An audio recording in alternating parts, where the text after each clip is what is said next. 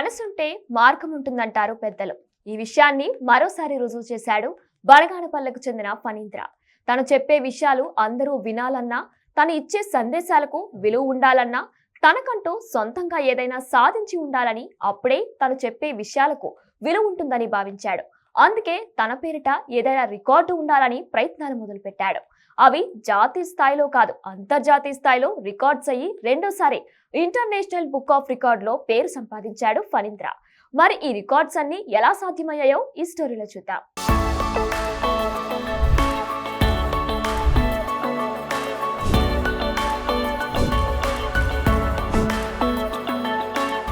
నంద్యాల జిల్లా బనగానపల్లె మండలం పసుపల గ్రామానికి చెందిన ఫణీంద్ర కుమార్ రీసైక్లింగ్ ఆర్ట్లో ప్రతిభ కనపరిచాడు. ఫణీంద్ర చూపిన ప్రతిభకు రెండోసారి ఇంటర్నేషనల్ బుక్ ఆఫ్ రికార్డులో చోటు దక్కింది. ఖాళీ సిగరెట్ ప్యాకెట్లు, ప్లాస్టిక్ బాటిల్స్, ఫ్యాబ్రిక్స్ తదితర వ్యర్థాలతో 210 ఫీట్స్ 7 ఇంచుల DNA మోడల్ చేసి రెండోసారి ఇంటర్నేషనల్ బుక్ ఆఫ్ రికార్డ్ చోటును దక్కించుకున్నాడు. ఇప్పటి వరకు ఫణీంద్ర కుమార్ అధికారికంగా 4 రికార్డులు సొంతం చేసుకున్నాడు.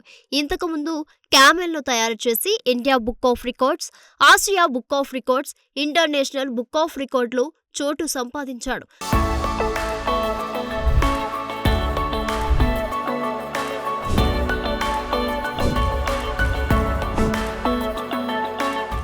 అదేవిధంగా 2023 డిసెంబర్ 29న పంజాబ్ అమృత్సర్లోని గురునానక్ ఆడిటోరియంలో జరిగిన ఇంటర్నేషనల్ అవార్డ్ షోలో అవార్డు అందుకున్నాడు.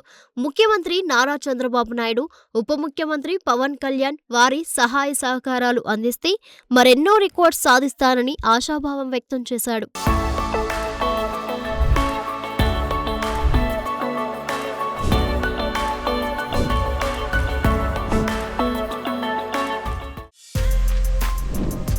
For more videos like this, subscribe Big TV channel.